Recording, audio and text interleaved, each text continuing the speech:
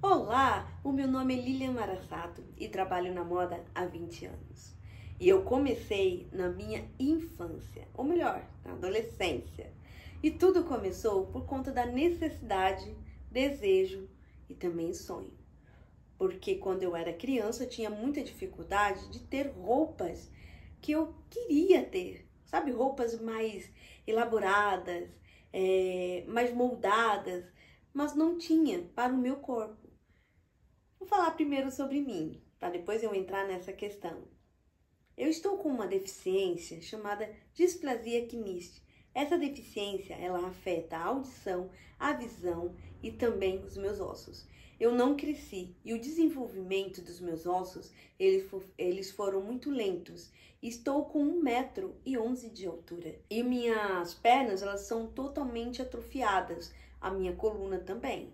Eu sou um milagre que não tem explicação, porque só Deus sabe o que faz. Bom, e na questão da minha visão, eu perdi a visão do lado esquerdo 100%. E também a visão do lado direito, estou com glaucoma, onde dificulta bastante para desenvolver detalhes na costura e na modelagem. Mas isso não impede de eu enfrentar os meus desafios, porque eu sou daquelas. Não deu? Vamos procurar uma solução. Sempre dá um jeito. É isso. E também a questão da audição. Eu tive uma perda do ouvido esquerdo 100%. 100% não, 99%. E do lado direito, eu estou com uns 30, 40% de audição. Eu uso o aparelho auditivo para melhorar a minha audição. Voltando agora ao assunto. E por eu ser tão pequenininha, de ter essa atrofiação nos ossos, então dificulta um pouco de encontrar roupas. Na verdade, existe um erro nas empresas. Essas indústrias têxteis da moda, onde constrói roupas, não tem roupas específicas para o corpo brasileiro. Eu falo no geral. Mas entrando no assunto da moda inclusiva, que é o meu forte, tudo começou por conta dessa dificuldade, da necessidade que eu tinha.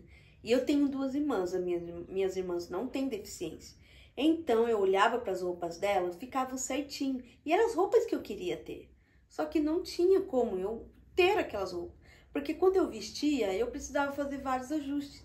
E naquela época, a família geralmente não tinha tantas condições financeiras para poder, vamos por exemplo, você compra uma roupa que já era um pouco caro, e aí você tinha que levar para uma costureira para poder fazer o reajuste, ou seja, pagar 2 vezes em uma peça de roupa. Então, eu não comprava, ela só comprava aquelas que davam certo. Aí então surgiu a minha vontade, o meu desejo de ter essas roupas. Eu comecei a fazer roupinhas para minha boneca. E aí eu comecei a criar modelos que eu desejava, que eu sonhava em ter. E aí eu ficava criando, imaginando eu ter aquela roupa. E eu colocava na boneca, imaginando eu usando aquelas peças. Aí então surgiu uma oportunidade de fazer um curso. Aí eu fui no SESI, fazendo um curso base, que é de blusa base. Só que tinha um problema. Esses cursos, além, não é só o SESI, são vários outros cursos, várias escolas que ensinam modelagem. Eles usam aquele gabarito que já tem fácil para a gente poder fazer a modelagem. Só que essas escolas de modelagem, elas esqueceram de um detalhe, que quando a gente cria roupas, ali a modelagem através desse gabarito, vamos supor, passar no papel e depois para o tecido, no meu caso, que eu comecei a usar aquelas roupas, não entrava. É a mesma coisa de comprar numa loja. E os ajustes? Eles não ensinavam. Esse foi o erro. Mas aí então, o que eu fiz? Eu tive que aprender sozinha, porque não tinha uma escola que me ensinasse a fazer roupas para o meu corpo, que entra na moda inclusiva. E também, não só das dificuldades, deficiência, que eu me encontro entre outras pessoas, mas também em corpos pequenos, que são pessoas padronizadas, mas que têm um corpo pequeno. E o brasileiro, ele tem bastante busto, bastante quadril, com bumbum, e as roupas que existiam eram mais de corpos retos, que não é o corpo brasileiro, são corpos fora, exterior, que não funciona para o corpo brasileiro. Mas aí então eu falei, não, eu vou construir uma roupa. E aí, através desse gabarito, eu tive que reaprender sozinha. Através daquela modelagem ali, eu fui desenvolvendo, fui descobrindo os detalhes que precisava ser ajustado. Aonde que eu precisava reajustar ali? Que detalhe que precisava tirar ali, vamos supor, vou fazer uma blusa. Então eu tinha que observar esses detalhes. Como que funciona a anatomia do nosso corpo? Pois é. Aí então começou a surgir, isso foi no ano de 2000 para frente, que eu não lembro que ano foi exatamente, mas aí começou a ter o YouTube. E aí veio a oportunidade.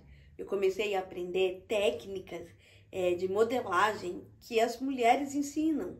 E aí eu fui aprendendo uma técnica, fui aprendendo outra. Essa técnica, teve técnicas que foram muito detalhadas, muita coisa, muita informação. Eu falei, não, no meu cérebro não entrava essas informações. É muita coisa. Mas mesmo assim, não deixei de aprender. E aí fui em uma técnica, não deu certo, joguei. Fui em outra técnica, também não deu certo, joguei fora. Então eu fui indo até descobrir. E até hoje eu estou descobrindo ainda. Por quê? Porque são detalhes que a gente sempre vai aprendendo e desenvolvendo conforme o tempo. E quanto mais a gente faz, mais a gente aprende. Hoje existem escolas online que ensinam melhores, que descartam esse gabarito que não funciona. O que eu fiz? Eu rasguei todos os meus gabaritos porque nada funcionava. E aí eu falei, não, eu tenho que aprender do zero. E hoje eu encontro a forma mais fácil e mais prática, uma técnica melhor para eu poder desenvolver essas modelagens.